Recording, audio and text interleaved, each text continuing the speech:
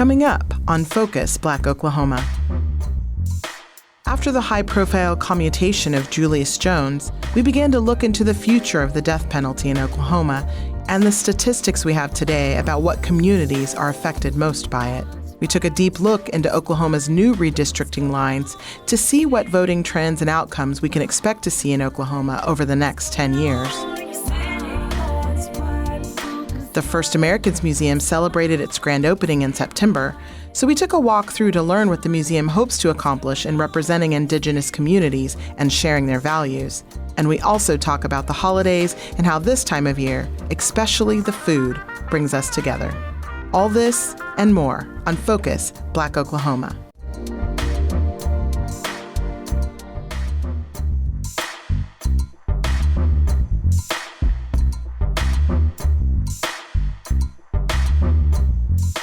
Focus Black Oklahoma is sponsored by the Black Church Traditions and African American Faith Life program at Phillips Seminary, offering a master's degree in social justice online and in person. Learn more at wherefaithleads.com.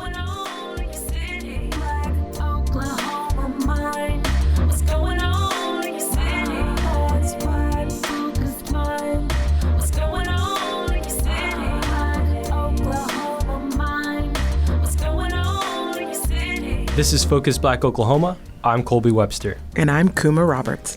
Focus Black Oklahoma has been selected to participate in the Advancing Democracy cohort with the Solutions Journalism Network, or SJN.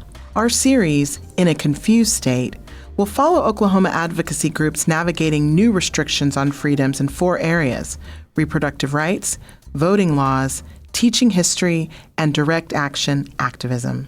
Here, Jamie Glisson explores the impacts of the recent redistricting laws that continue to disenfranchise Black and brown citizens. Every 10 years, in years ending in 0, our country conducts a nationwide census. The census tells us who we are and where we are going as a nation. It helps our communities determine where to build everything from schools to grocery stores, from homes to hospitals. The census even helps the government decide how to distribute funds and assistance to states and localities. Earlier this year, the demographic and population information gathered was made available to government officials, and legislators began the process of redrawing state maps. District maps around the country are redrawn every 10 years to accommodate the changing populations. Nearly every jurisdiction changes its legislative district lines.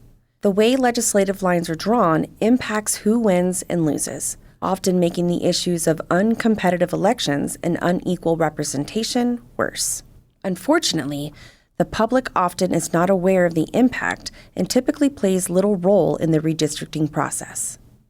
Gerrymandering took a turn in 2008 when former President Barack Obama was elected. The demographics of America were changing, and the Republican Party saw this coming. It's no coincidence that state after state are passing similar bills.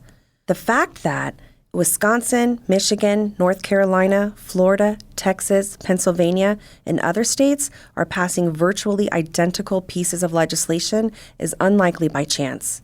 Many of the copycat bills have been written by a Washington-based lobbying group called ALEC. ALEC stands for the American Legislative Exchange Council.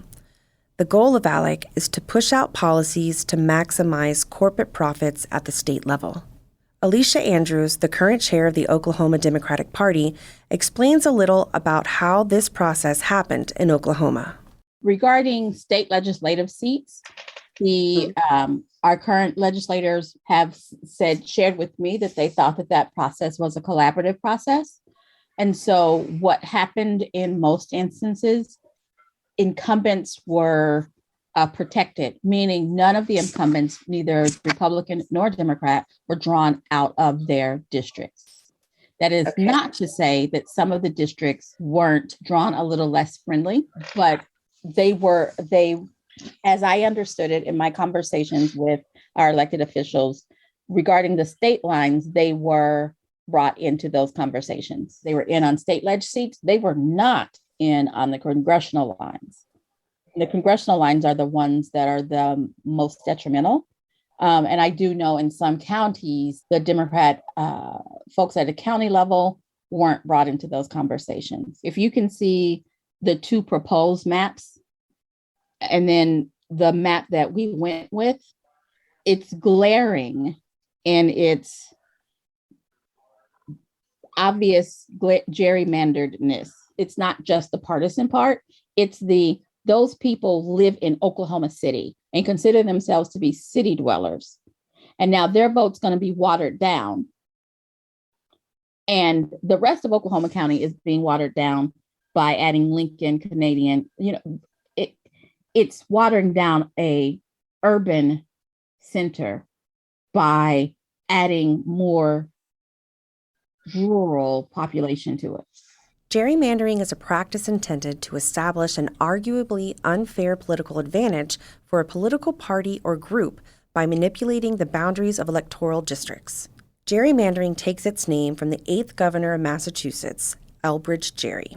The term has negative connotations, and gerrymandering is generally considered a corruption of the democratic process.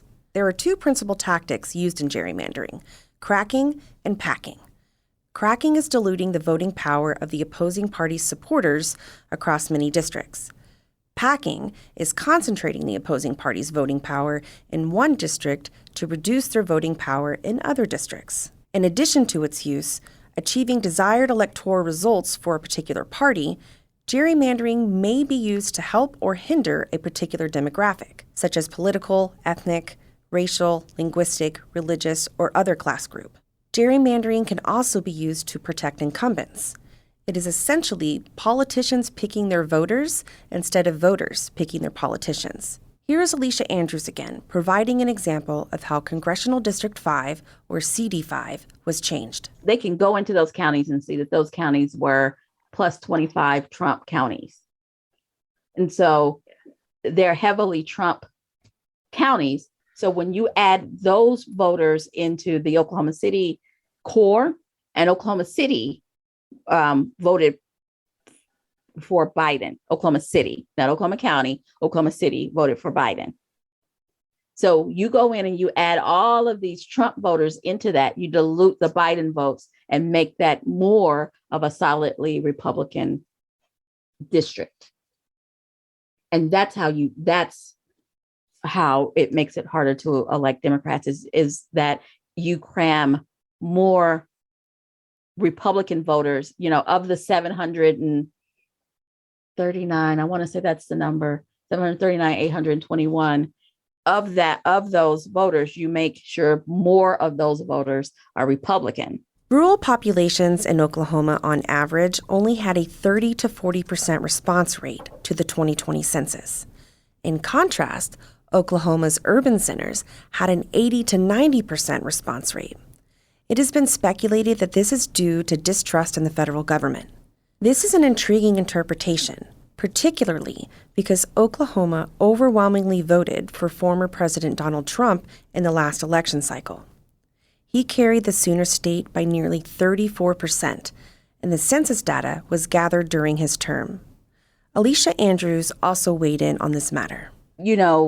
Right around the time of the census, the rhetoric around illegal immigration and how folks need to be sent back and how we need to crack down on, folks being here undocumented, that rhetoric was rampant during the census time. And I refuse to believe that it was anything but deliberate to discourage undocumented folks, discourage folks who care about undocumented folks from being counted.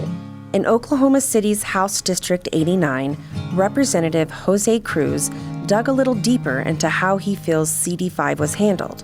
Our process for drawing our House maps was different than the process for drawing the congressional maps. We did not get any rough drafts of the congressional maps. The one time there was a public meeting for talking about the submissions, half of the people who submitted their maps weren't even there to answer questions. And then they took that, the majority took those maps, worked on those for 2 weeks, came back, and we saw them the first time that the rest of the public saw them too. And so we were not we were not in the process at all in the congressional redistricting. And so to say that it was the same exact process and that the congressional redistricting was the same as House, that's not true. In a 5-4 decision, the Supreme Court ruled that partisan redistricting is a political question, not reviewable by federal courts, and that those courts can't judge if extreme gerrymandering violates the Constitution. This ruling was decided in the recent landmark case Rucho versus Common Cause. Prior to Justice Brett Kavanaugh's appointment to the Supreme Court, Justice Anthony Kennedy was a swing vote on this issue. He seemed open to limiting partisan redistricting if the court was presented with a, quote, manageable standard, end quote. But upon Justice Kennedy's retirement, Justice Kavanaugh's appointment tipped the conservative majority. Representative Cruz explains how that ruling affects his district. When it comes to if you can prove that it was to dilute minority votes, then it's legal. You know, the maps are legal. Mm-hmm. But if it's just partisan gerrymandering, then that's a political question, and the courts just, the Supreme Court's like, just go vote and change it. Representative Cruz shares his thoughts on the motivation behind remapping CD5. It's not so bad that we lost an election. It's the fact that they're redrawing those lines to make sure we never win that again, or not in the near future. And that's they're not allowing it to be fair. Congresswoman Bice will not have the ability to go toe to toe with someone like Congresswoman Hornigan and actually have a good debate, And I think Oklahoma City residents lose out, and Oklahoma City as a whole should be mad about this too. Like, not just South Oklahoma City, people who live in Mesta Park and Heritage Hills, they've lost their chance to have a representative who is a Democrat because of redistricting and gerrymandering, and including, moving CD5 northeast so that it includes more Republican votes. Earlier this year, Cornell University's College of Engineering released new research that lays out in detail why ranked choice voting combined with multi-member legislative districts promotes fair representation, particularly when it comes to blunting gerrymandering. A ranked choice voting system is an electoral process in which voters rank candidates by preference. Multi-member legislative districts are electoral districts that send 2 or more members to a legislative chamber. A single mother raised a conservative Republican in rural Oklahoma, Naomi Andrews, now lives in an urban area as a progressive Democrat. She shared her thoughts regarding these solutions. So I've always been really interested in what information data can give to us. And I think one of the biggest pieces of information we get from data is where there is a mismatch. That is to say, where the composition of the state is different than the composition of the people who are elected. So for instance, in our state legislature, that includes the House of Representatives and the state Senate, we have about 81% of the elected officials are Republicans and about 19% are Democrats. We have no libertarians. We have no libertarians or independents, to my knowledge, that have been elected to our state House or Senate in the near recent past. And when you look at the number of registered voters in the state, you see that only about 50% of them are registered as a Republican compared to the 81% that are elected. And you see 31, almost 32% of people who are registered in the state are Democrats, and about 17% are independents, and slightly less than 1% are registered as libertarians. And so when we don't have any independents or libertarians elected currently at the state House or the state Senate, you could see that there's already about 18% of our population who isn't represented by somebody who has a similar ideology as they do. Oklahoma is also unique nationally due to the state's substantial Native American population. Representation for the 39 tribal nations whose sovereign borders lie within Oklahoma is lacking. In July 2020, the advocacy group People Not Politicians, due to the COVID-19 pandemic, withdrew its petition for its ballot initiative, State Question 810. State Question 810 would have created a 9-member independent citizen commission with 3 commissioners from the largest party, 3 from the second largest, and 3 unaffiliated with either. The commission would have to maintain standards of transparency and public input, and map approval would require 6 votes in a public voting meeting, including 1 per partisan category. The initiative would have also enshrined redistricting criteria, beginning with compliance with federal law and proximity, and ranked in order of priority, minimizing the splitting of communities of interest, defined as an area with similar interests but not including partisanship, prohibiting districts that deny or abridge the voting rights of racial and ethnic minorities, ensuring partisan fairness on a statewide level, respecting the geographic integrity of political subdivisions, and being compact.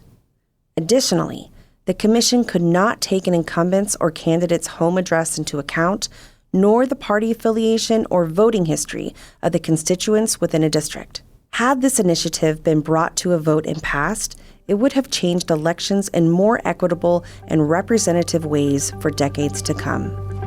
For Focus, Black Oklahoma, I'm Jamie Glisson in Oklahoma City.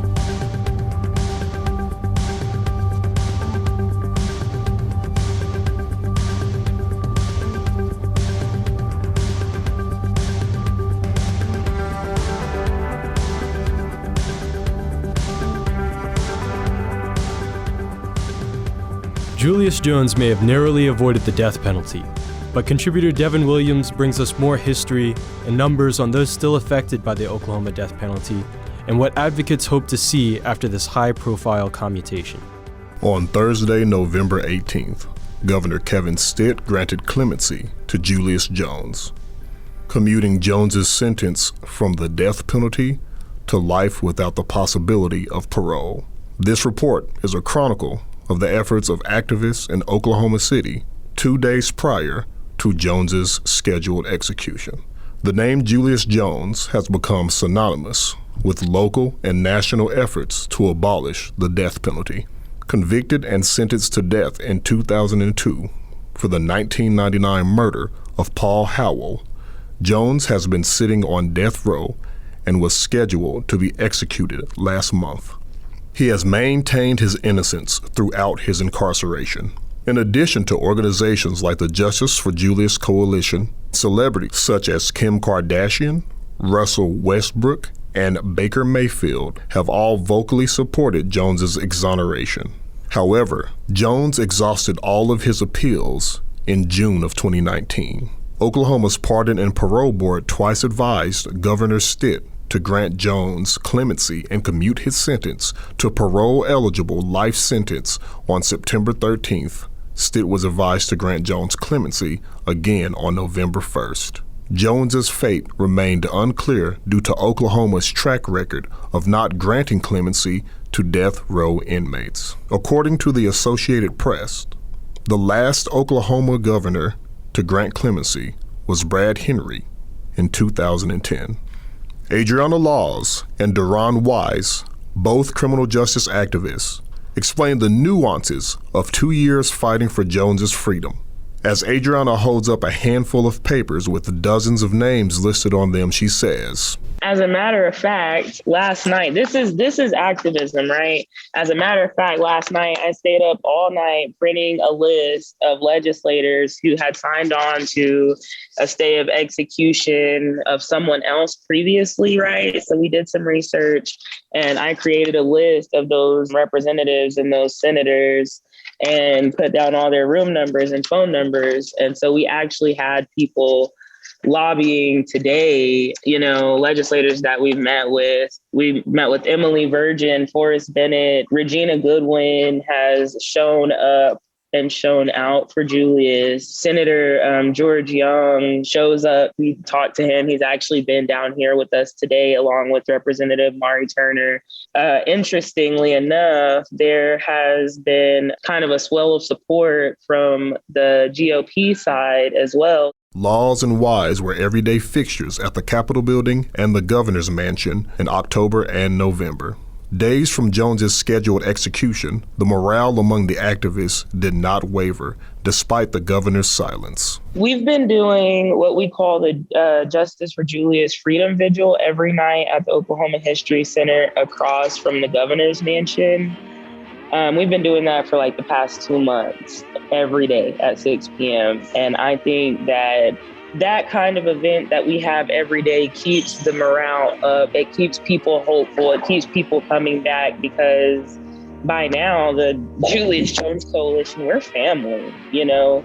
We all know each other. We spend so much time with each other every day throughout the week that we're family now. Documents released in 2021 to the American Civil Liberties Union by the Federal Bureau of Prisons revealed the average annual federal incarceration costs about $38,000 per year per inmate. In January of 2020, 5 executions cost taxpayers $4.7 million. That is enough money to incarcerate one person for 25 years, a fact that does not evade laws. I think the execution of John Grant solidifies the points that we've been making as a coalition, and people who are death penalty abolitionists, since death penalty abolition has been a movement, which is the fact that there are so many things wrong with this. One is that it costs too much. It costs 3 times the amount to execute someone than it does to sentence them to life in prison. 2 is the fact that it is literally inhumane. There's no humane way to murder another human being. So what we saw with John Grant was another botched execution. I believe this was the 4th botched execution of a Black man, which is why there's been a hold of executions here in our state, because there's litigation tied up in the Supreme Court about our executions not being carried out, you know, in a humane way. And as we saw, when they resumed it without any kind of mitigation or solution to the problems that have been presented in that federal lawsuit, and the same exact thing happened. A man suffered and he died at the hands of this state, because for no good reason, honestly. According to the ACLU, since 1976, 43% of all executions in the U.S. have been people of color. Weiss has personal experience with the loss of a loved one and the death penalty. It's difficult, and it's impossible really for me to separate race from this. For me, as an abolitionist for the death penalty, I'm wholly against anyone receiving the death penalty. I've heard multiple times from people online, asking me, well, what if it was your father? Well, what was your mother, your brother, your sister? I have a family member that was murdered in cold blood by her boyfriend, and I still have this stance. So for me to have my cousin taken away, and I can still have the stance of, I don't believe in the death penalty for anyone, you can't have retribution in this case, especially not for an innocent man. And especially not when you have all these racial, I can't even say undertones, because it's a foghorn now. It's clear that race plays a massive part. It is the biggest factor for me in this case, because as Adriana said earlier, I don't believe that Julius would be in this position if he was a white man. I believe he would have a better shot at clemency if he was Richard Glossop. And if there were 2 roles were reversed, I do believe that he would actually be freed by this point, especially with the groundswell support that we've received from Black and white clergy persons, Black and white people. We've received support from Democrats, Republicans, nationally and locally, but yet and still, we still find ourselves on today, Tuesday, the 16th, waiting for the governor to make a decision on the parole board that he appointed. All 3 people who voted for clemency and voted for parole before that were his appointees.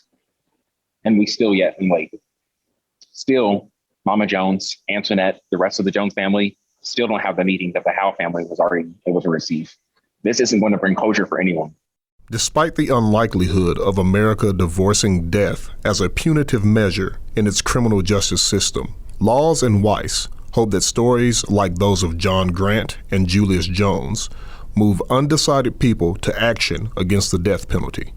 And I do want to say that because you asked how John Grant's execution has affected our movement for Julius, I think it's affected us in a way of really opening more people's eyes who maybe weren't paying attention before, as far as, people who may have been on the fence about whether or not they should advocate for Julius to not be executed or whether or not they should advocate to abolish the death penalty as a whole.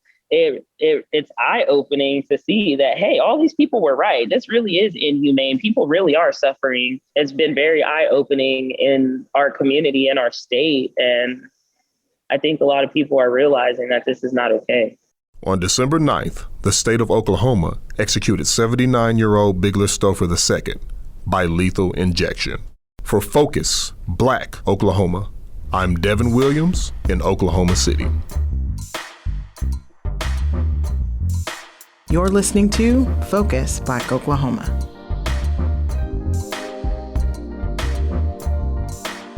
In keeping the spirit of local pioneer B.C. Franklin alive, North Tulsa welcomes the opening of the Buck Colbert Franklin Legal Clinic, which is already connecting with the community in big ways. Carlos Moreno has more. A new legal clinic launched by the University of Tulsa will be located in North Tulsa and honor the legacy of one of Greenwood's most accomplished attorneys, Buck Colbert Franklin. The new B.C. Franklin Legal Clinic is led by Associate Dean for Experiential Learning and Director of the Clinical Education Program, Mimi Martin. So legal clinics have two goals. One is to teach students how to be a lawyer, looking at real problems and really struggling with ethical questions that are never black and white, but always very much in the gray. And also to provide services to fill what we call the access to justice gap. So we know that there is the way the legal profession has structured itself over the last couple hundred years has meant if you're very poor, you might get on legal aid's 2-year wait list. And of course, if you're very wealthy, you'll pay a private attorney $300, $400, $500, $700 an hour. And what happens to the majority of us who are in the middle? And what happens to the folks who can't wait 2 years for legal aid? So those two goals go hand in hand, and that's really prevalent in most of our clinics. Actually, in all of our clinics, I think. And that is certainly one of the issues with the Buck Colbert Franklin Clinic is to provide legal services in what looks like a legal desert. In the days following the 1921 Tulsa Race Massacre, B.C. Franklin and his business partners I.H. Spears, P.A. Chappell, and Secretary Effie Thompson operated their legal office from a surplus Army tent, equipped with only a small desk, a stack of legal books, and a typewriter. From this tent, they set about the task of seeking justice for the victims of the massacre, building a legal case against then-Mayor T.D. Evans and the city of Tulsa. This was no easy task for Franklin, who had only arrived in Tulsa 3 months prior to the May 31st attack on Greenwood. His family had planned for him to move the law practice he'd established in Rentisville, Oklahoma, and for his wife and children to join him once he could build up enough of a nest egg. All of these plans vanished when Greenwood burned to the ground. But rather than return to his family, Franklin decided to stay and fight for those who had just lost everything. Mason McMillan, a graduating student of the TU Law School, participated in the B.C. Franklin Clinic program and describes his inspiration from Franklin's life of service. Well, B.C. Franklin is the original North Tulsa legal services provider, especially in a clinical setting. As you said, he is a legend. Many people are familiar with his name. I'd argue that a much more people are familiar with that picture. Him in the tent, practicing law in the aftermath of the Tulsa Race Massacre. That is what it means to be a legal clinic service provider. And so his willingness to fight for justice, not let the fact that his practice was burned down in the Tulsa Race Massacre deter him from providing the justice for residents of Greenwood, North Tulsa that he felt they deserved, has been a constant source of inspiration for all of us throughout putting this clinic together. On June 7th, 1921, 1 week following the massacre, the City Commission voted unanimously to extend the jurisdiction of Tulsa's fire codes, allowing the city to create new rules for the construction of new buildings in the destroyed Greenwood area. The following week, Mayor T.D. Evans forced the resignation of the Public Welfare Board and presented a plan to create a new train depot and commercial development to replace the neighborhood. The plan was led by Tate Brady, Stephen Riley Lewis, and Frank Long. Mayor Evans and Commissioner Herman Newblock then created what they called the Reconstruction Committee to implement this plan and move Black residents and businesses further north out of the downtown area. Franklin's legal team brought the city of Tulsa,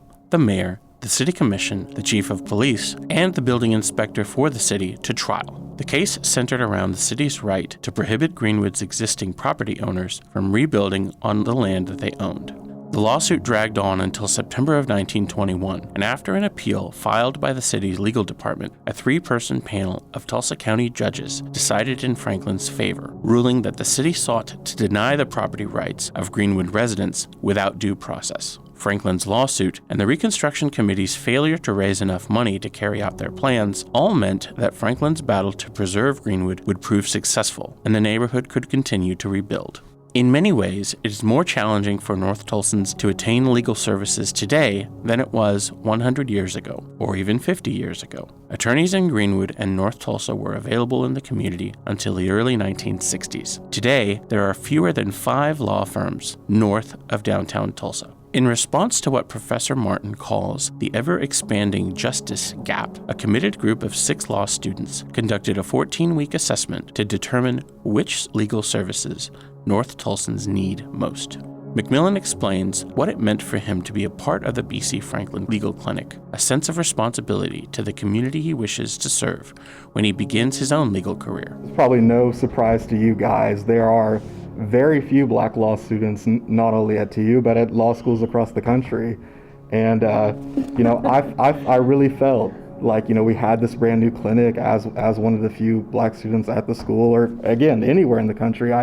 I felt, at some sense, that it was my duty to try to go in and help this clinic get off the ground. Another huge motivating factor is, though, I'm not from Tulsa, I am a lifelong Oklahoman. And my wife, who I would not have made it to law school without. I definitely gotta give her a shout out. She's from North Tulsa, and told me stories about what the access to justice gap is like in this community, and it's something I just got really fired up about. And it's my last year of law school. I've done pretty much all I need to do vis-a-vis getting the grades, and so I thought, at least this one semester, let me do something that lasts, decades, even longer after I'm gone. And I'm hoping that the BCF Clinic is one of those things. The BCF Clinic students participated in community events such as attending a McLean High School football game to interact, learn, and engage with many members of the North Tulsa community. They also collaborated with community leaders like Sherry Gamble Smith, president and CEO of the Black Wall Street Chamber of Commerce.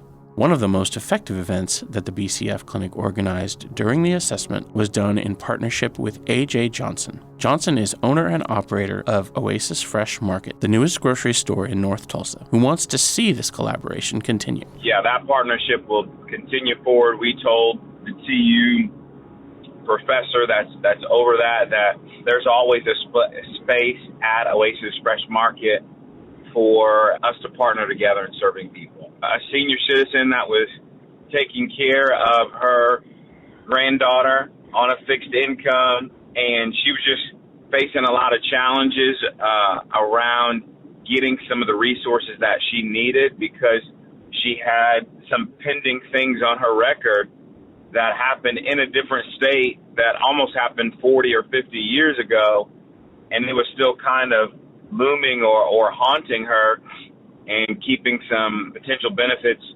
away from her and her family. And as a result of the TU Legal Clinic being at Oasis Fresh Market, they worked with her, and her record was completely cleaned up, and she was able to go forward and advance and get some of the benefits that she needed. And her comment was, I just feel like I've got my dignity back. And so that's life-changing to hear those kind of stories. Great partnership with TU and Oasis. The new BCF Clinic continues to familiarize itself with the North Tulsa community by hosting pop-up events around the area. When it comes to legal services, North Tulsans have the most questions about family law and reparations. Mason McMillan explains. Family law was the number one issue, but not far after was reparations. It's something that came up a lot, specifically during our door knocking campaigns in Tulsa. Knock on your, explain what we do. How is it that we could serve you? And a surprising number of folks would look at us and say, reparations. Reparations is what we need. Is there a way that you can help us get them? So it's definitely something that I think we're going to take a look at in the years ahead. The BCF Clinic is not ignorant to the numerous efforts being undertaken by organizations like the Justice for Greenwood Foundation. In regards to North Tulsa's demand for reparations to the survivors of the Tulsa Race Massacre and their descendants, Martin explains. One of the first indicators I had that our name was getting out there is that over the summer we had 3 separate phone calls from 3 different individuals about reparations.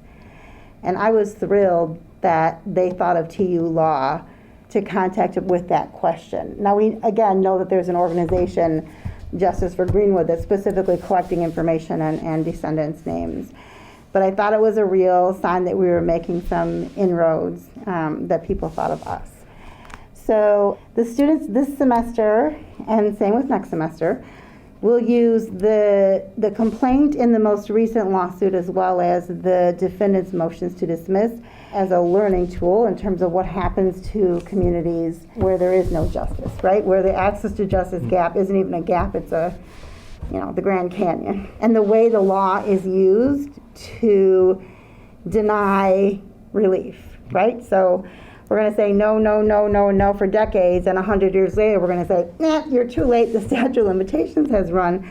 And that's an issue for law students to understand about the expectations that they have about their new profession and the realities of where that profession often fails and falls short and is manipulated in a way that isn't conducive to our idea of justice. So that forms a big piece of the curriculum, and not just for the BC Franklin Clinic, but for all our clinics in terms of what does justice really mean and how does it manifest for some communities versus other communities. Moving forward, the next step for the BCF Clinic is to establish a permanent physical location. The purpose of the needs assessment was not only to establish access to legal services not seen in Tulsa in decades, but also to ensure that the entire North Tulsa community could conveniently travel to its location. McMillan described the great lengths North Tulsans must go to access legal services. So, the bus, as residents of North Tulsa and Tulsa in general, should know that they're not 24/7. There's only select hours you can even get on a bus in Tulsa. And because the stops are, especially in North Tulsa, if you look at a map, are nowhere near regular intervals, to get to our clinic, say, the Dream Center would be a good example. It would take you, not counting time you'd have to take off work just for the interview with your lawyers, your student lawyers, which could take in excess of 2 hours. You'll spend 2 hours, at least that, on a round trip there and back. And so as Professor Martin is saying, that is why a location in North Tulsa has been so crucial for our clinic going forward. The University of Tulsa has made a commitment to keep the BC Franklin Legal Clinic operating for the foreseeable future. Additional support is being provided by a $320,000 donation from the Sanford and Irene Bernstein Family Foundation. In 2022, the legal clinic will have a dedicated staff person at an established physical location in North Tulsa, available to the community even when the TU Law School is not in session. For more information, contact the TU Law Clinic office at 918-631-5799. For Focus Black Oklahoma, I'm Carlos Moreno in Tulsa.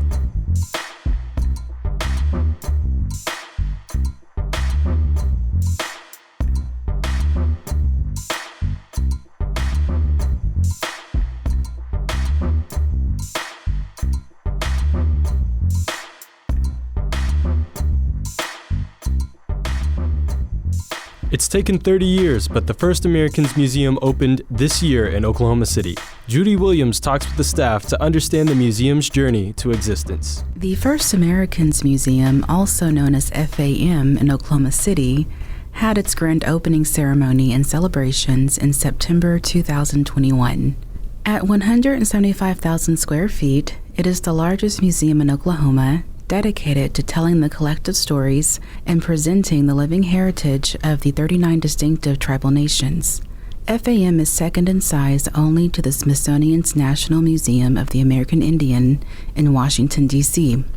This world-class museum welcomes visitors from all over the globe coming to learn and authentically experience the cultural diversity, history, and contributions presented in curated collections and exhibits directly from First Nations perspectives. Jenny Underwood of the Comanche Nation of Oklahoma is FAM's Marketing and Communications Manager, and Adrian Lawley Hills of the Wyandot Nation is the Associate Director of Learning and Community Engagement at the museum. Underwood and Hills provide background on how FAM came to be, its purpose and mission. First, we hear from Underwood, then Hills.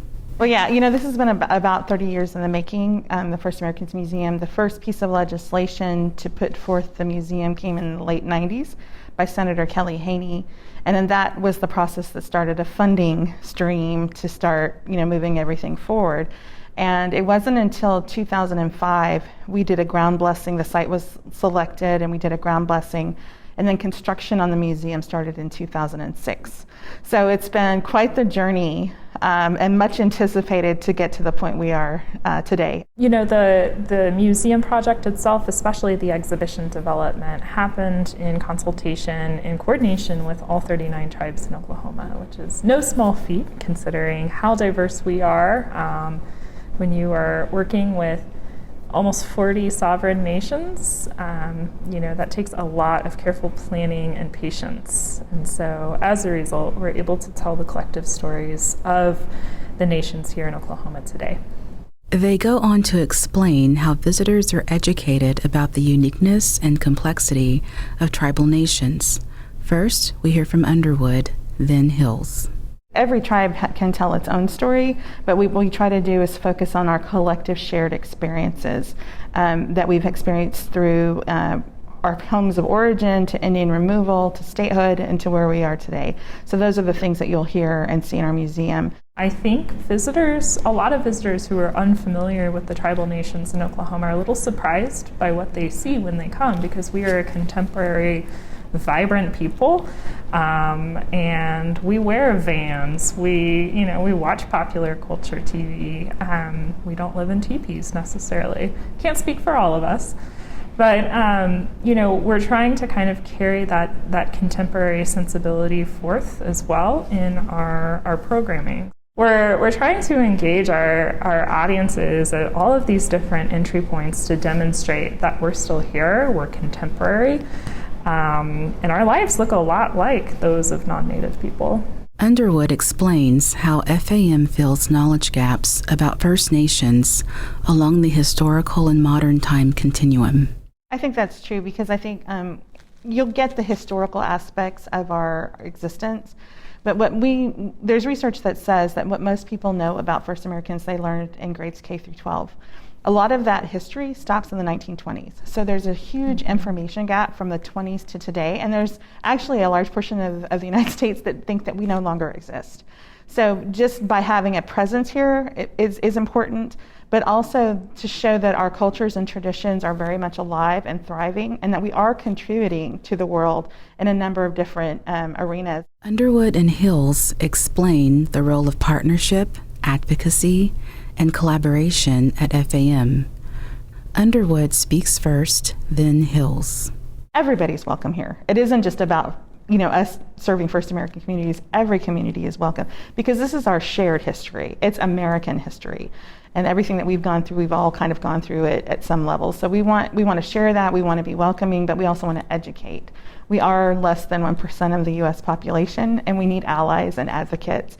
And we need people to understand our situations today, like issues that we're facing, like missing and murdered Indigenous women, or other contemporary issues that, we need allies and partners to support us in these endeavors so that we heal our communities, but also everybody's community.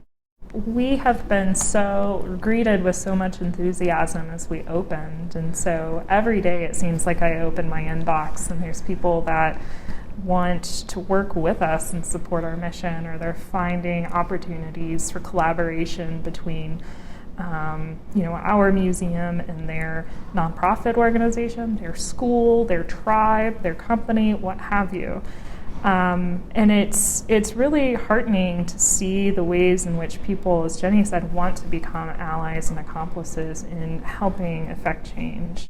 Hills speaks to the professional and personal investment in FAM from the mostly Native staff. One thing I'll mention is, as Jenny had noted, both of us are tribal citizens, our curatorial staff is tribal citizens. The majority of the staff are Native, and in addition to our professional responsibilities we have to completing our work and doing it well, we also carry personal responsibilities in terms of representing our own tribes in a way that they would be proud of and approve of, as well as doing this work not just for our current communities but the generations that follow. So it's joyous work that comes with a lot of responsibility. Underwood and Hills encourage visitors and members to experience and support all aspects of the museum, including the seasonally inspired architectural design, FAM's 39 restaurant, which serves locally sourced indigenous cuisine, and the FAM store, featuring creations from Oklahoma Native artisans and artists. Underwood emphasizes how FAM enhances Native representation and the importance of this to future generations. The knowledge and the pride that people have when they come here, our own community, and the children saying, oh, I'm going to do this or I'm going to do that, and they're going to see works of art and they're going to learn their history in a different way, and they're going to hear it from their own people. That matters. Representation matters. Mm-hmm. And so being able to have that for future generations so that they're not going to have to hear it from, not to knock some history books, but they're going to get it from an authentic voice, from their own people, from somebody that looks like them. And that matters. That's significant. So I think that's one of the best legacies that will come out of this museum. For Focus Black Oklahoma, I'm Judy Williams in Oklahoma City.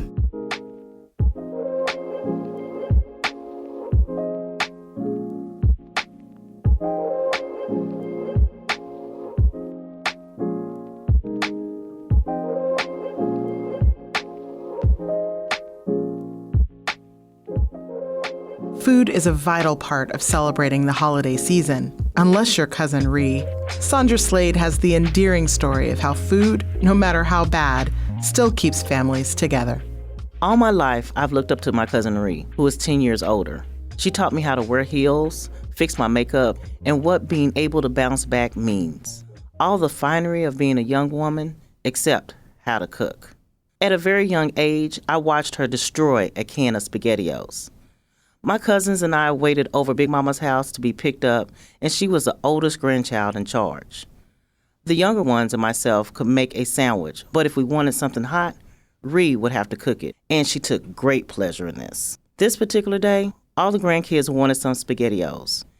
As I went to get the 2 cans from the cupboard, Ree spotted some hamburger meat that had been thawed out and decided to make meatballs and add them to the SpaghettiOs. Only problem with that is that she didn't know how to make meatballs and when to add them to the SpaghettiOs.